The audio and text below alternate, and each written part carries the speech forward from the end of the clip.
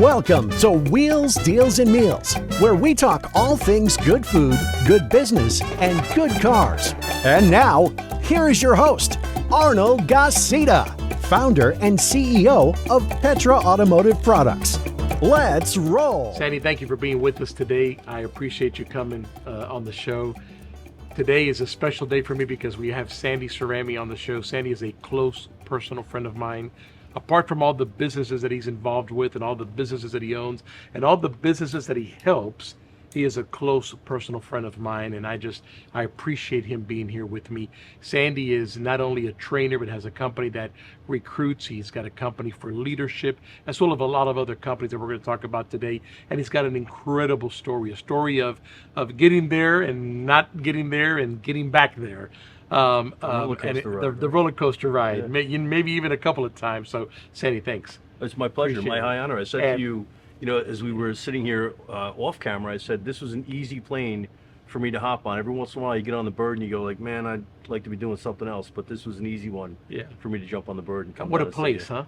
Incredible. The ambiance. I think I said to you before. I love the leather seating. The look and the feel of the place. The smell of tobacco. Of course, so we're at the Blend Bar in the Woodlands, Texas, yep. which is a phenomenal bar and cigar lounge. If you've never been here, you need to come. But this is high-end, high-class. Oh, yeah. Probably one of the best I've ever been in. Top shelf. Absolutely, all the way. It's like the obligatory old-fashioned, right? So our buddies, Scott, Jameel, Dave Boyle, they'd all be jelly right now. Right, they knew right. what we were doing, and they're not here. But as I said, my high honor.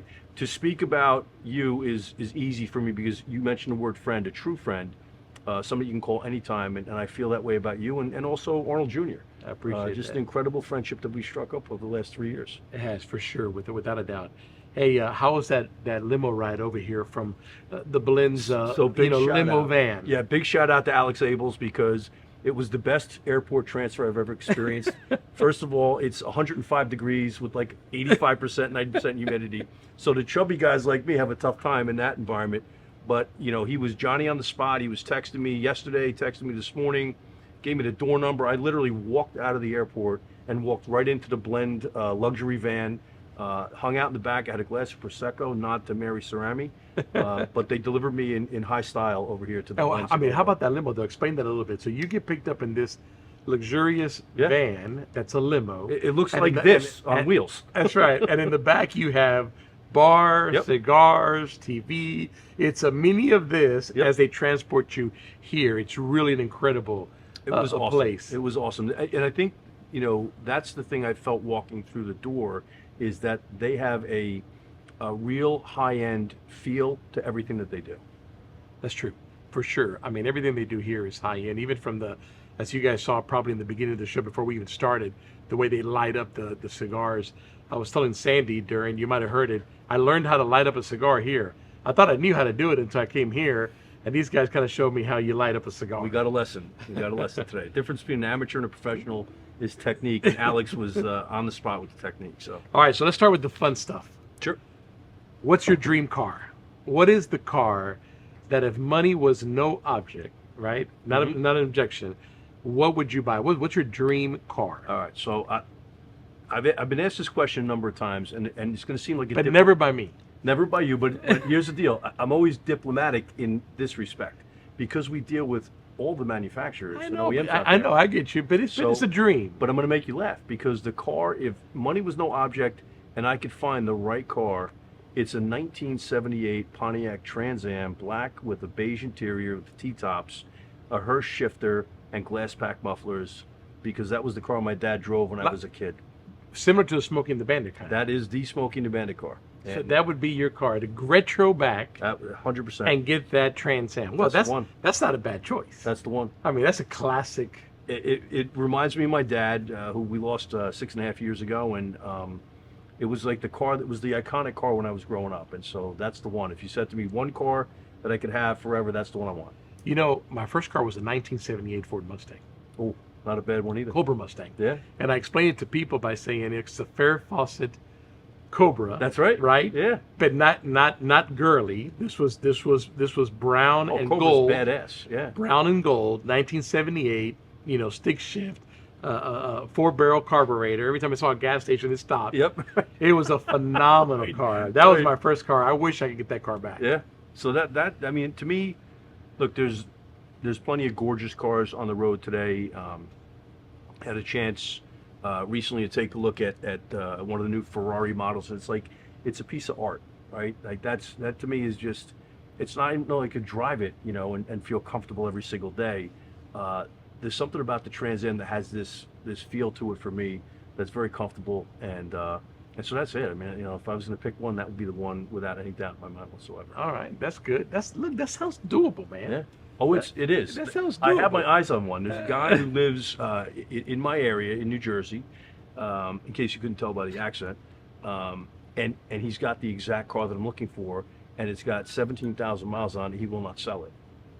And I'm just going to be persistent. I'm just going to, continually work on it. And at some point in time, the guy's going to either get to the point where he says, I'm going to sell it to the guy because he's driving me nuts, or maybe he's no longer with us, and I'm going to go to the estate sale and buy up the car. So I'll get my hands on it. You got a plan. Mm-hmm. All right, of all the places you've traveled, what's your favorite place to go? Of all the places you've traveled, what is Sandy's favorite? That's an easy one. It would be Kauai. Yeah, Kauai on Hawaii. It was where Mary and I honeymooned, coming up on 25 years ago. To me, it's heaven on earth. I could live there for the rest of my life as long as my kids were there, obviously. But Kauai to me is heaven on earth.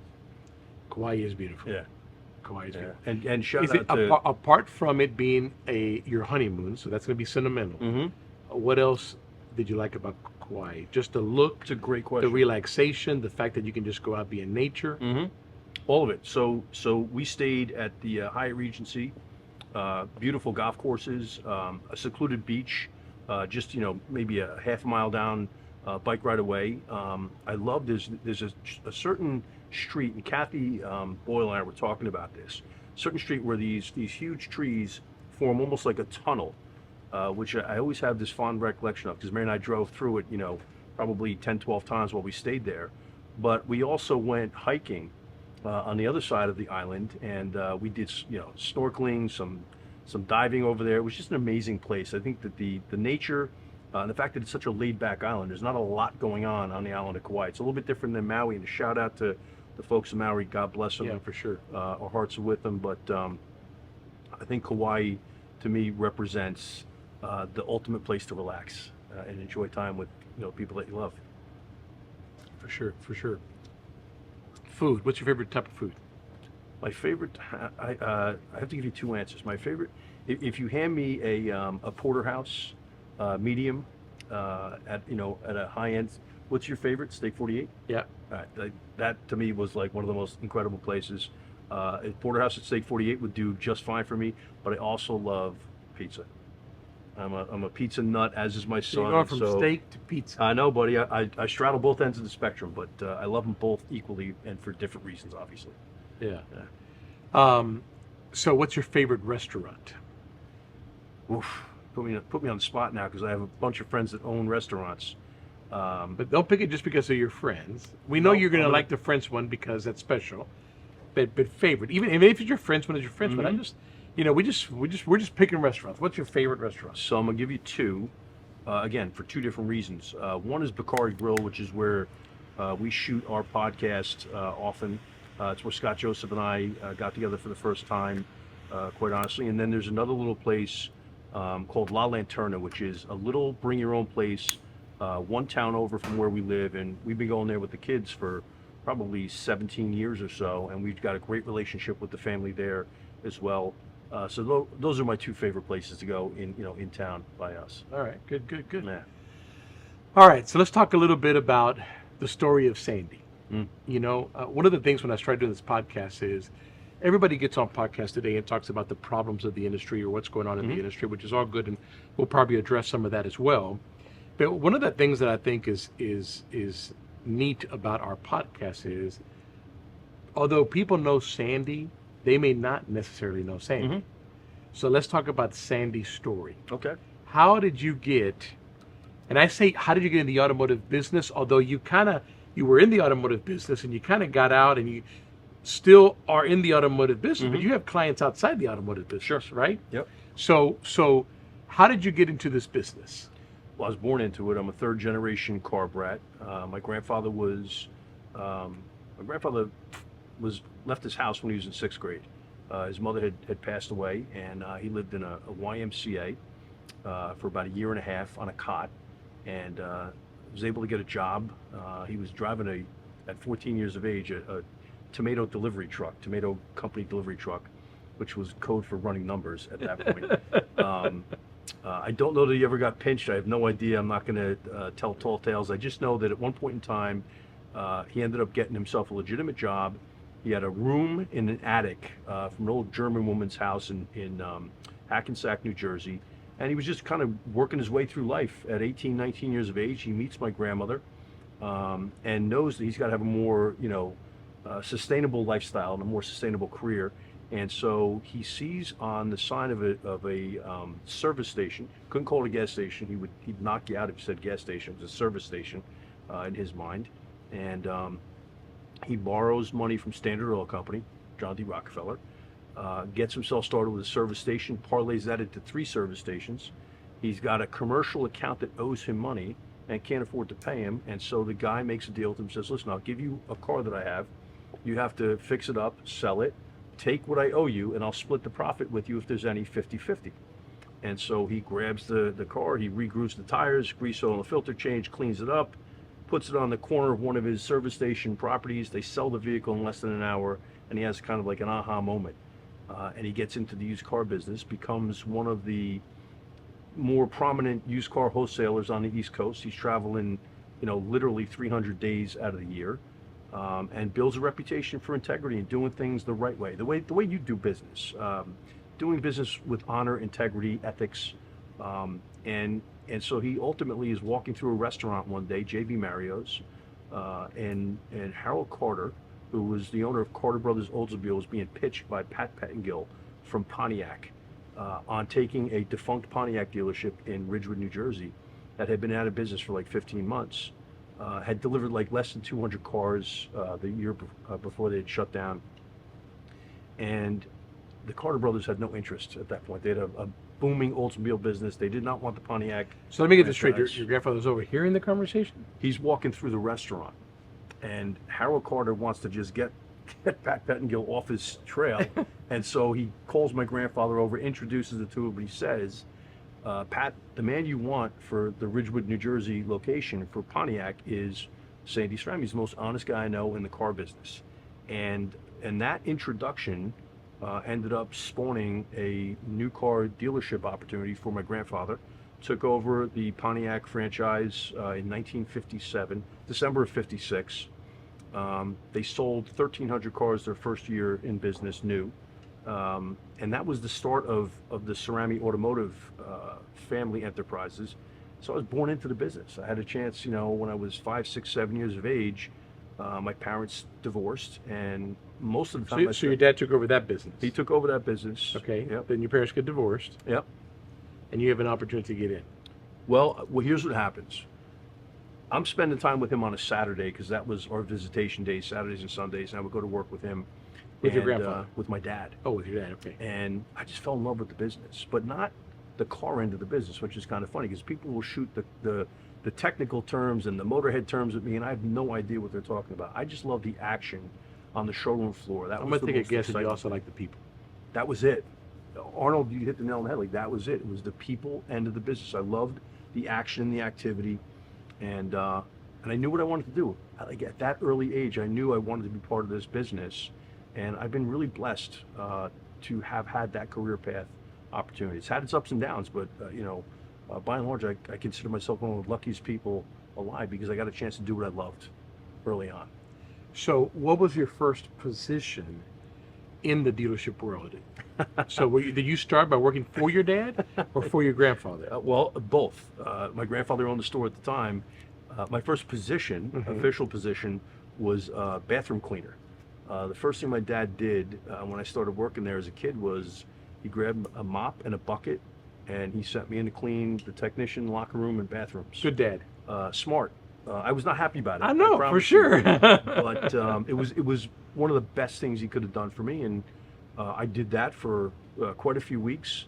I know I complained. I can, be completely honest. Be transparent. I was not happy about it. I understood later on in life why he did that, but what it did was help me appreciate the fact that you're never going to ask anybody to do something that you wouldn't do yourself. And so that was one of the lessons that he left me, as a young kid.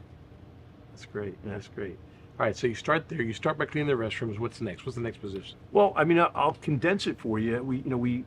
I had an opportunity to work as a lot valet. I worked in the parts department as a shipping and receiving clerk. Sanding fenders in the body shop. Worked as a service advisor for 2.5 years. Got a chance to go into sales. Had a chance to go into the desk manager's position, F&I manager's position, and then had kind of I'll call it an elevation to a GM position. Had a great mentor, Ed Abrazizi, who to this day is a friend of mine. Had a massive impact on me in terms of how I operate in business. Very integral, cut from the cloth of doing business the right way, and had a chance to just learn the business all the way through. I mean, I've sat in most every chair that there is in the dealership at this point, with a few exceptions. And as I said, I consider myself really lucky I had that career path to pursue. I was pushed by my dad, and I was also, paid the exact same way anybody else would be paid, but it was the right way to do it. So it's boot camp. 100%. It's boot camp. 100%. Arnold Jr., which is, as you've stated, and I know he's my son, so I'm going to be biased, but I think people will agree. He's a great, great, great human being. I'll validate whatever you say. He started in the warehouse. Mm-hmm. In Houston with no AC, sweating like a dog. Yep. Working in the warehouse. But that today he can walk in the warehouse and do something that I can't, which is he tells all those guys, I've done this. 100%. Right. And so that matters. I'm going to validate what you're saying about Arnold, because it's one of the things I really appreciate about the two of you, and why I feel so connected to you guys is because I see so much of him, so much of you in him, and so much of what I experienced growing up in the business in him. He's genuine.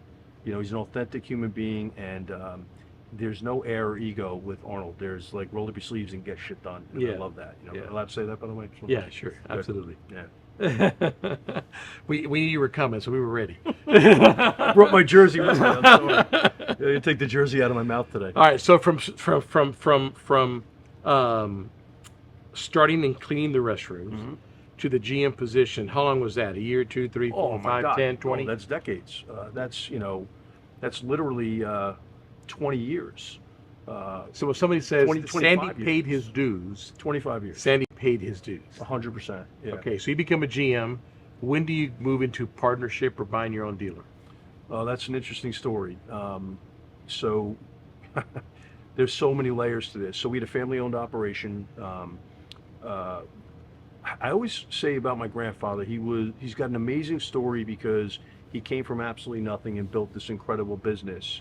But he ran that business just like you would like a five and dime for years. Like it was almost as if, there wasn't the sophistication that you see in a lot of the operations today. And so in 2000, he was the kind of guy I thought he was never going to die. Okay, and if you ask him, he'll tell you, I'm never going to die. Good Italian. 100%. He's Sicilian, like just hardcore Sicilian.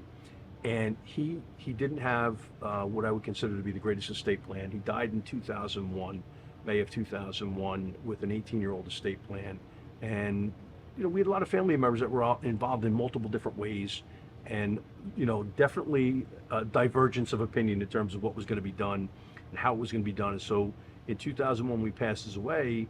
A lot happens. I won't get into the dirty laundry, but suffice to say, from May of 2001 until February of 2003, Mary, my wife, God bless her, I'm not here without her, by my side and supporting everything we do. We literally held that place together with bubble gum and paper clips, and we put Humpty Dumpty back together again. And I signed my dealer sales and service agreement in February of 2003.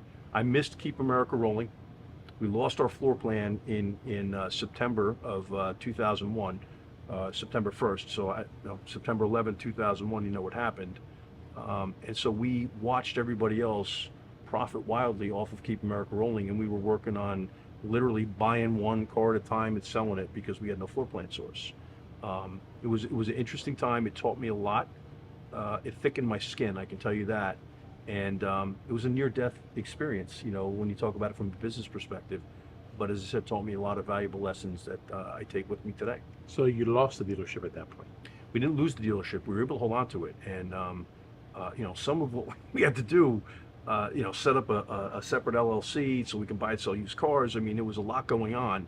But Mary and I took everything we had. We pushed it to the center of the table in 2003. We sold our house. We liquidated 401ks, an investment account. We were literally on the edge, but it was the dream that I had, from a very early age growing up. And I said this to Scott Joseph once on camera. It's really the only time I ever said it, is I was more fearful of who I was without the dealership than I was of, chasing the dream that I had and taking on all the debt that we did in order to do it.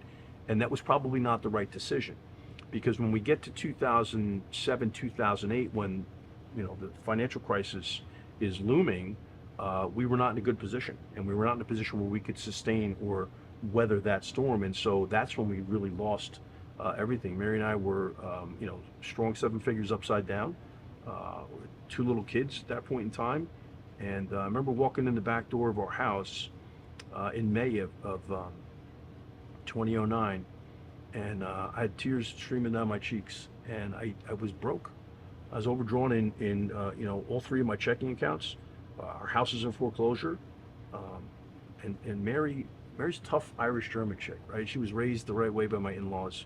And when I walked in the back of the yard and walked into the back door crying, she says, what's wrong? And I just said, hey, we're broke. And I hadn't told her how bad it was because I didn't want her worrying with my kids. And she says to me, you got to figure this out. And she said, you're a smart guy. And I had not been saying that to myself for a long time. And she says, I believe in you, but you've got to figure this out. So wipe the tears and go figure out what we need to do. And I literally left and went to a Starbucks in town. I had $11 in my pocket. And that was all the money that I had, other than the change in the little drawer of my '04 Cadillac CTS. And I wrote a business plan for the business that we have today, Sandy Cerami and Associates. And I just, all I can tell you is that I could not let my wife and my kids down. And there were many times where I thought about a garden hose in the passenger side window. I promise you, like that, those thoughts were real. And when she said those 4 words to me, I believe in you, I was like, what am I doing? Like, what a coward's way out. And we just literally nickeled and dimed and hammed and egged our way through that period of time and built the business that we have today. Was that the lowest point, that point in your career? 100%.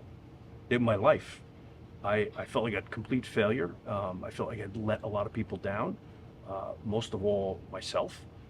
When I thought about it, I was like, I had lied to myself, in terms of what I thought what I believed I was capable of doing with the resources that I had, limited resources that I had.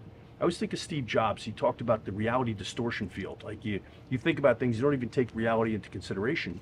And that can be a very dangerous thing to do. It can also be a very exciting thing to do. And I kind of, straddled both sides of that equation in that period of my life. I'm probably somebody that takes on more risk than I should, more often than I should. But it's taught me some valuable lessons about how to survive and how to thrive ultimately. I didn't know you then, but since I've known you, you are happy-go-lucky, smile on your face, glasses half full, optimistic, and all of that. Yeah. I can't imagine you at the lowest point in your life crying and thinking, what am I going to do next? And your wife kind of coming out and slapping you around. 100%. You know? You've met Mary. Mary Mary's no joke. Mary, I've been blessed in that regard. I fell in love with Mary the first time I met her. That's the God's honest truth. And that had nothing to do with what we went through in our lives. It's just that she was such a good person. You could sense that. That. Like you feel in a person intuitively, and that intuition spoke to me. And I fell in love with her the first time I met her, and I couldn't even speak to her for 3 years. She'd come in the front door of the dealership, I'd walk out the back because I couldn't even have a conversation with her. But it's hard to face the realities of failure. And you said something that was very important, is that you kind of wondered who you are without the dealer. More or And I less. think that happens to men. I mean, I don't want to say men and just put that out because it happens to women too that are business owners, Sure. but obviously at that time a more predominantly male business. But I think, we are a little bit of old school. We're always taught that we are, the provider Yep. and all that kind of stuff. And I know that things change sometimes in the modern world, but regardless, there is a sense of reality that you go, man, who am I if I don't have that? 100%. If you don't have that safety net, and it's a very real set of circumstances, not just for me, but for a lot of people in business, where they tie themselves so tightly, their identity so tightly to their professional life that they forget that what's inside is what's the most important. I had to learn that lesson the hard way. I had to be hollowed out on the inside to a degree professionally in order for me to discover who the hell I was personally as a human being. And so you just paid me the highest compliment, because the fact that that's how you see who I am today, that's the transparency that I want to live in my life. Do I have dark moments, and do I have those moments of doubt like every other human being? 100%. But I am truly thankful every morning when I get up. And I heard this, and I can't remember if it was Tony Robbins or someone else that said it. It might have been Rhonda Barrett. But when my feet hit the ground, the first two things I say are thank you. And I'm thanking the man upstairs, because I'm the most imperfect Christian you'll ever meet. Promised you, but I am a believer that without I'm God, the second most imperfect Yeah, I Christian know, you'll I meet. know, I know. But without God, I'm not here. I mean, like I know that there is And a it's divine sense in that. it's easy, we as we'll do a little Christian part here, but the Bible talks about giving thanks in all things. Yep. Yeah, that's easier said than done. Oh yeah. I mean, you can, when everything's going good, you can read that and go, oh yeah, But when you are walking in the back of the door of your house, the back door of your house, and you've got $11 in your pocket, it's kind of tough. 100%.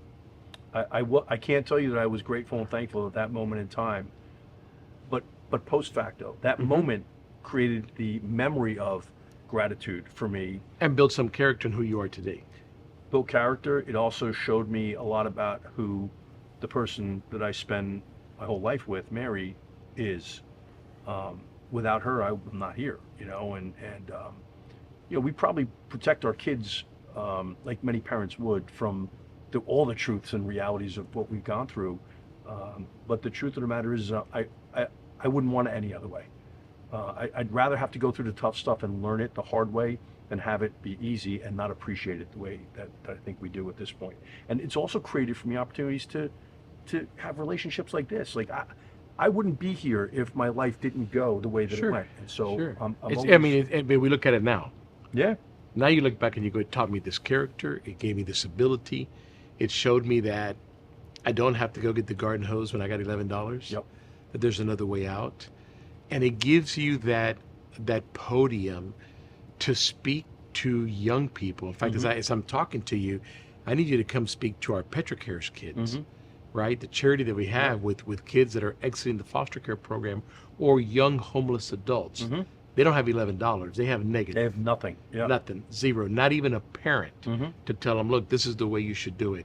I need you to come speak to them and share that story of this is where I got, and look at where I'm at. Sure. Because they also can be where we are today. Yep. It's going to take time and it's going to take work. It's going to take not giving up, and building those blocks, those character blocks from all the stuff that we do, but that's how important that is. I think, you touch upon the thing that I think is most important, that foundation of faith. And faith is a funny thing. It's believing in something that you don't see or necessarily feel at that moment in time, but having the faith in God, faith in yourself, faith in the people that are around you. I think about my mom. My mom was probably, I don't talk about her enough, but my mom is the epitome of persistence and toughness. She had me when she was 20 years old. I know, has given me a lot of the roadmap to persist and persevere and get through the tough stuff and appreciate all of the things that you went through to get where you're going in your life. And faith, I think, is the thing that carries you and sustains you. Sure, for in order sure. to do that. So. All right, so let's forward. Let's go into the good stuff. Yep. So you're at a Starbucks. You come up with your business plan of Sandy Cerami and Associates. Is that what it was? No, at the time it was Applied Selling Dynamics. Applied Selling Dynamics. What was that? So what was this new plan? What was this new business for Sandy? Yep. It's a great question because it was a really interesting point in history and in business. It's 2009. The financial world is imploding around us. Bear Stearns, Lehman Brothers, up in a puff of smoke, gone, like didn't exist. Other companies that are failing miserably, big, massive, multinational, multi-billion-dollar conglomerates that are in trouble. And I'm recognizing that even though the car business is really taking it on the chin, because remember we went down to a SARS of like 9-10 million vehicles a year, which was like half of what we had been experiencing for the 6 or 7 years prior to. But I knew that there would be talent because I'm in a bedroom community for Wall Street that was looking for another opportunity because the banks were shedding people like crazy.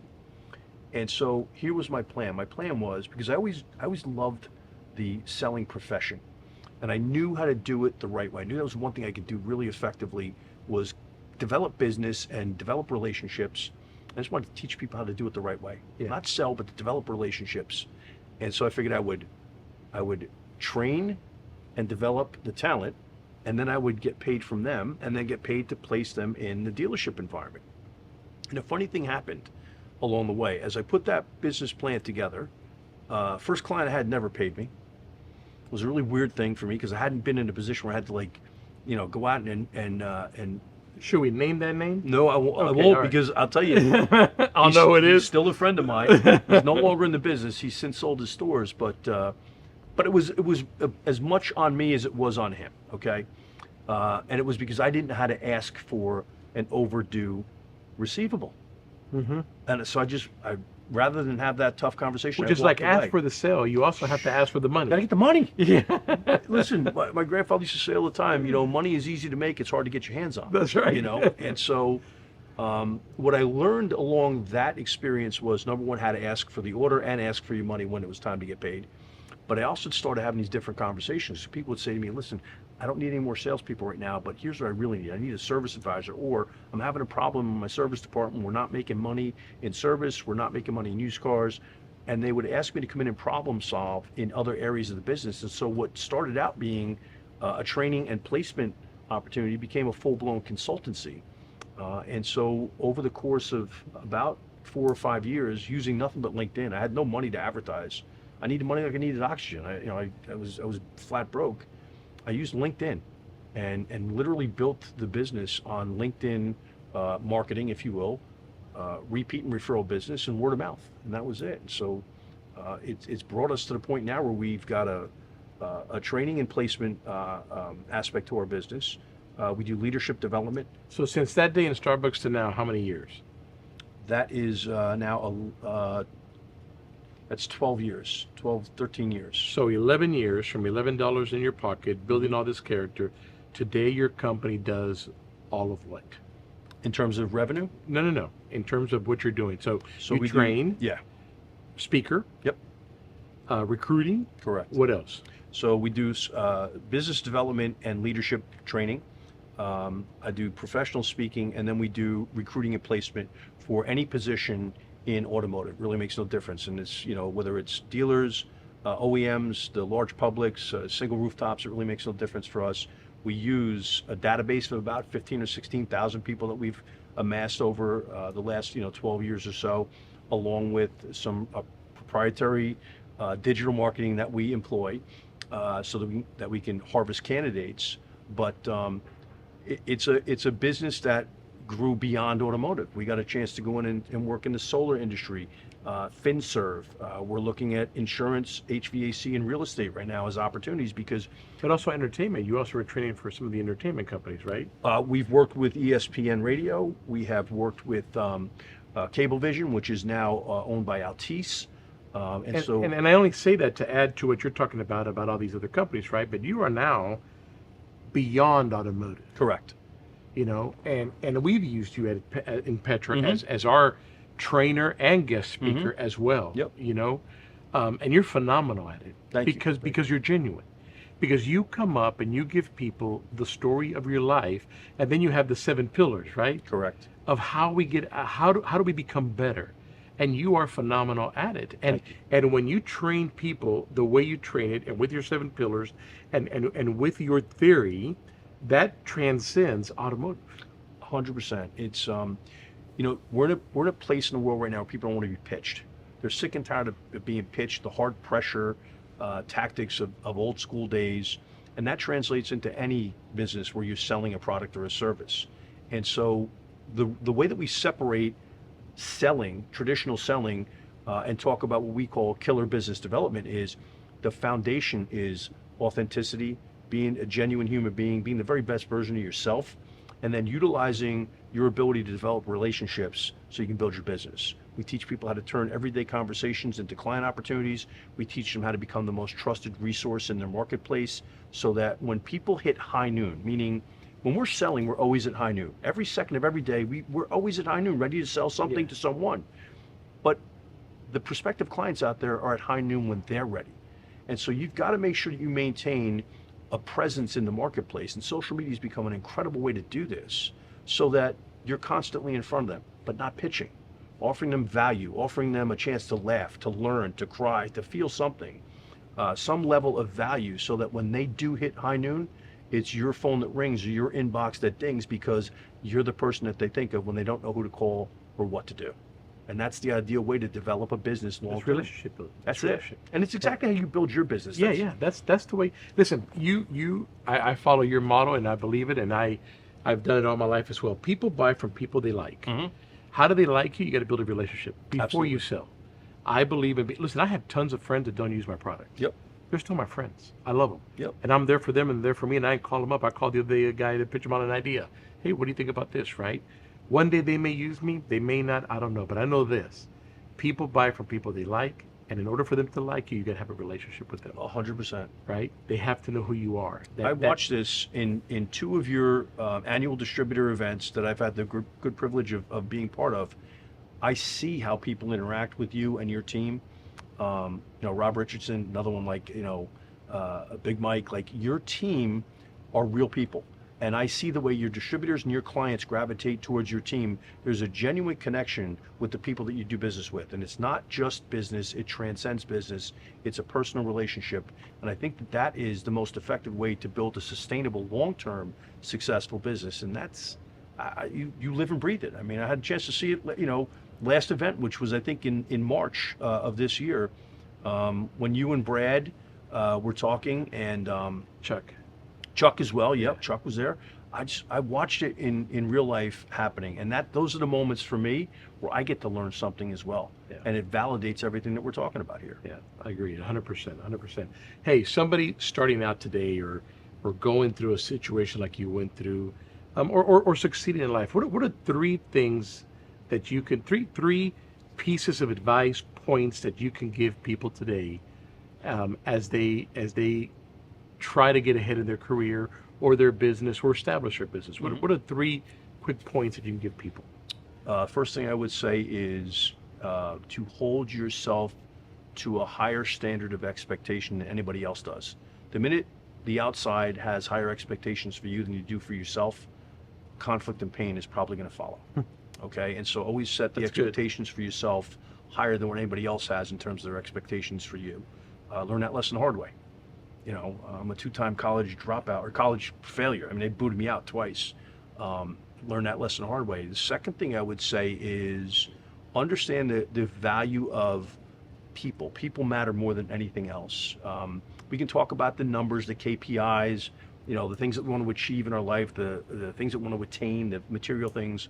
But at the end of the day, if we don't have a fundamental understanding and appreciation of the value of people, then those things generally don't materialize in your life.